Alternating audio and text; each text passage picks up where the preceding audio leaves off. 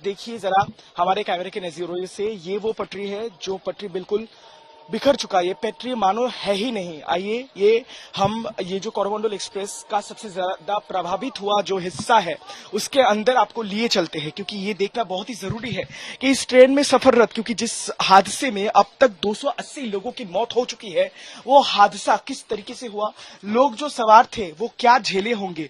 देखिए ये ट्रेन जो है, ये जो कमरा जो है, ये भी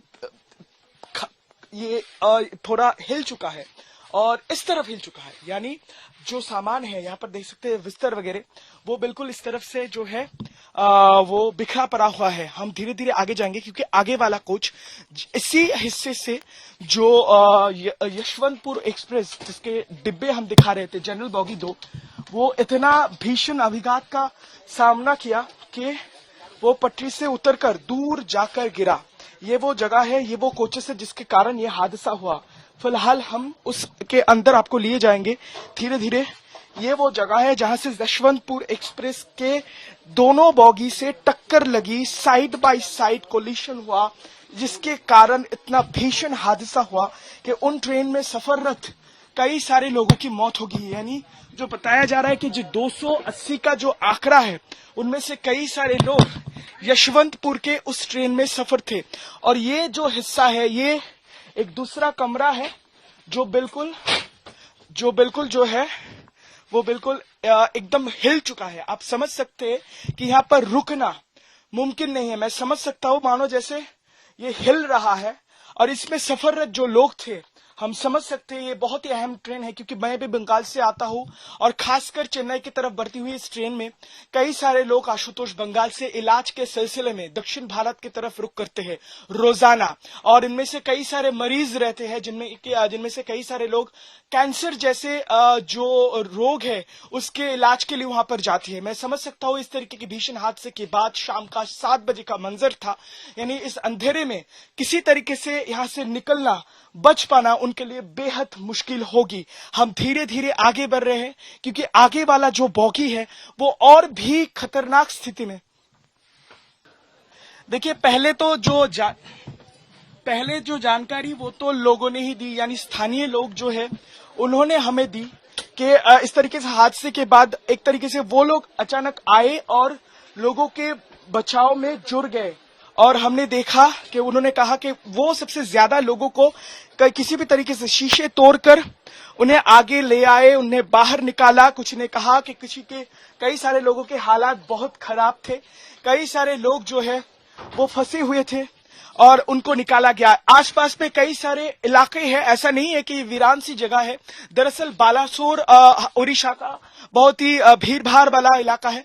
बालासोर से महज 22 किलोमीटर की दूरी तय करते हुए ये ट्रेन जो है आगे बढ़ी थी और उस दौरान यह हादसा हो गया।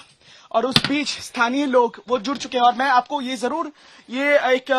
एक विषय है जो मैं दिखाना चाहूंगा। अभी भी बहुत सारे लोग आ रहे हैं, इनमें से ज्यादातर लोग तो उत्सुक लोग हैं, लेकिन कई सारे लोग ये देखने आ रहे हैं अगर उन्हें कोई उनके तरफ से कोई अगर मदद की जा सकती है तो आप वहीं पे रुक जाइए। मैं जरा दिखाऊंगा यहाँ से कि किस तरीके की स्थिति है। ये जो बॉगी है ये बिल्कुल, ये जरा देखिए, बहुत ही खराब। थोड़ा श्याम इधर आइए, जरा देखिए और मैं दर्शकों को समझाऊंगा। ये रेलवे के पटरी है, शायद इस तरीके की छवि हम मूवीज में देखते होंगे।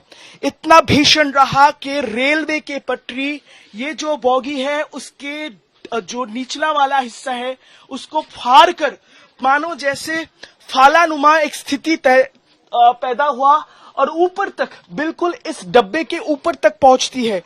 ये बहुत ही दर्दनाक और ये स्पष्ट बयां करने वाला हिस्सा है कितना भीषण ये हादसा। आप देख सकते हैं 2 छेद जो है यहाँ पर हो चुका है।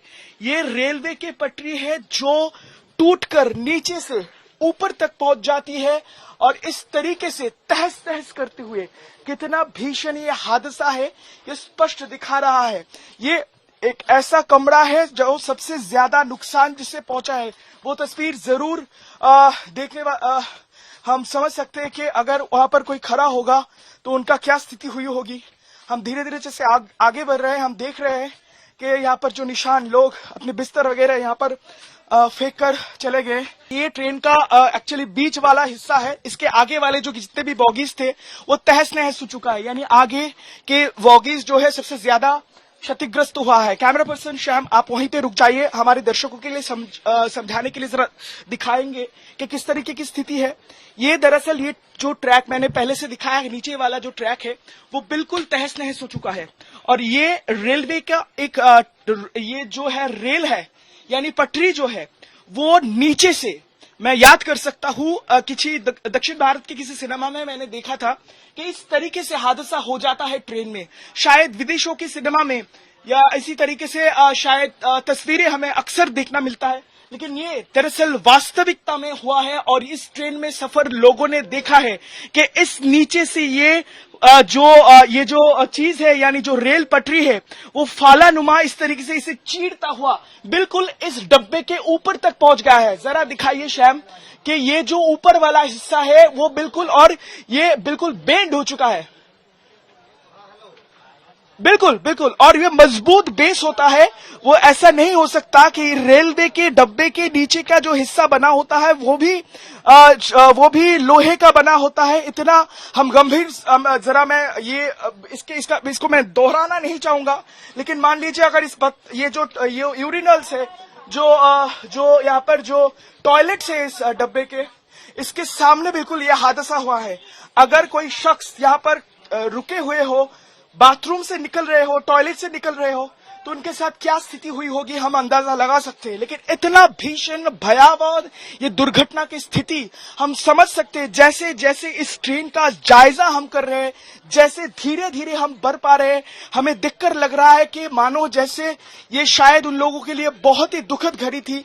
ये तस्वीर मैं फिर से हमारे दर्शकों को दिखाऊंगा कि जो तस्वीर अमूमन हम विदेशों के सिनेमा में देखते हैं,